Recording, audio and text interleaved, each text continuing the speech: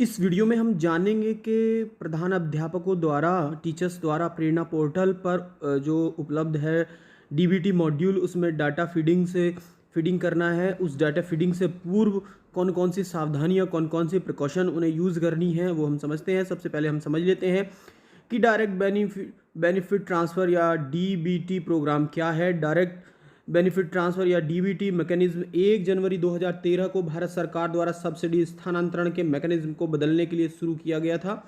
इस प्रोग्राम का उद्देश्य विभिन्न कल्याणकारी योजनाओं से लाभ और सब्सिडी सीधे लोगों को उनके बैंक खातों के माध्यम से हस्तांतरित करना है। डीबीटी प्रोग्राम का प्राथमिक उद्देश्य क्या है, इसको भी हम दोबारा से समझ लेते हैं कि भारत की केंद्र सरकार द्वारा प्रायोजित धन के वितरण से में पारदर्शिता लाना और चोरी को समाप्त करना इसका मुख्य उद्देश्य है, प्राथमिक उद्देश्य है। कार्यक्रम में सूचना और धन का सरल एवं तेजी से प्रवाह होता है, लाभार्थियों का सटीक लक्ष्यीकरण होता है, डुप्लीकेसी से बचाव होता है, धोखाधड़ी में कमी आती है। ये डीबीटी प्रोग्राम का मुख्य उद्देश्य है। आओ हम समझ लेते हैं कि कौन कौन सी प्रिकॉशन यूज़ करनी चाहिए डीबीटी करने से पहले। तो प्रधान अध्यापक द्वारा बैंक से जारी छात्र छात्रा के माता पिता अभिभावक के नवीन बैंक पासबुक यानी कि लेटेस्ट पासबुक की फोटो स्टेट सामने रखकर प्रेरणा पोर्टल पर डाटा फीड या अपडेट किया जाना है। यदि अभिभावक का बैंक किसी अन्य बैंक में मर्ज हुआ है तो प्रधान अध्यापक को बैंक मर्जर के उपरांत अस्तित्व में आए बैंक से जारी लेटेस्ट पासबुक अभिभावक से प्राप्त करेंगे और उसकी सूचना प्रेरणा पोर्टल पर फीड करेंगे। बैंक मर्जर के बाद जो अब कुछ क्वेश्चन आंसर के माध्यम से इसको समझ लेते हैं। क्या प्रेरणा पोर्टल पर डीबीटी मॉड्यूल में स्कूल के रजिस्टर में छात्र छात्रा के अभिभावक का जो नाम लिखा गया है उसी नाम से किसी बैंक में अकाउंट होना चाहिए? हाँ, अन्यथा कि उनके रजिस्टर में एसआर रजिस्टर में लिखा है नाम उसी नाम से होना चाहिए। अन्यथा की स्थिति में प्रधान अध्यापक या टीचर्स को प्रेरणा पोर्टल पर फीडिंग अवैध मानी जाएगी।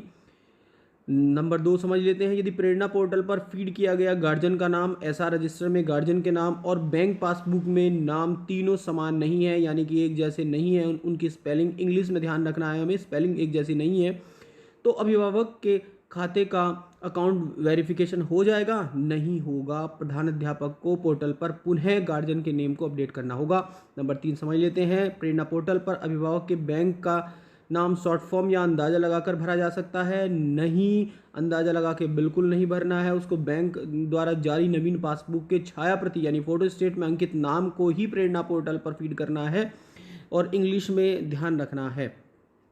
क्या प्रेरणा पोर्टल, अब नेक्स्ट हम समझ लेते हैं कि क्या प्रेरणा पोर्टल पर बैंक खाता छात्र छात्रा का भरा जाना है। इस बात को भी हम अभी समझ लेते हैं कि उसमें बैंक नहीं, वहाँ उनके अभिभावक यानी कि माता पिता का बैंक खाता भरा जाना है। क्या प्रधान अध्यापक को अभिभावक से नवीन पासबुक की छायाप्रति लेनी है? हाँ, लेनी है। विषम परिस्थिति में हम उनकी पासबुक में से भी देख के एंट्री कर सकते हैं, मगर लेटेस्ट पासबुक की ही फोटोस्टेट होनी चाहिए।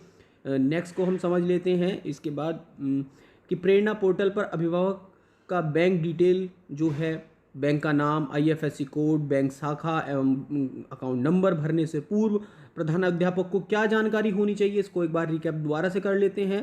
तो क्या जानकारी होनी चाहिए कि बैंक डिटेल भरने से पूर्व प्रधान अध्यापक को बैंक विलय की सूचना होनी चाहिए कि कौन कौन से बैंक मर्जर हुए हैं उनकी सूचना होनी चाहिए। जो 7 बैंक अभी मर्ज हुए हैं उसके लिए अलग से वीडियो है, उस वीडियो का लिंक इस वीडियो के डिस्क्रिप्शन में है।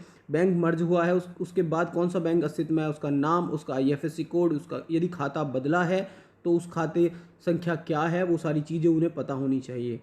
इसके बाद यदि प्रधान अध्यापक को उक्त बिंदुओं की सही जानकारी रहेगी तभी अभिभावकों से बात कर सही नवीन पासबुक ले पाएंगे, क्योंकि यदि उन्हें पता होगा कि ये बैंक मर्ज हुआ है नहीं हुआ है तभी वो ले पाएंगे। क्या प्रेरणा पोर्टल पर ऐसा खाता भरा जा सकता है जिसमें अभी तक कोई ट्रांजैक्शन नहीं हुआ? तो नहीं भरा जा सकता। खाते में 1 महीने के अंदर कम से कम एक बार ट्रांजैक्शन हुआ हो अभी तक, यानी कि कम से कम एक बार जरूर ट्रांजैक्शन हुआ हो।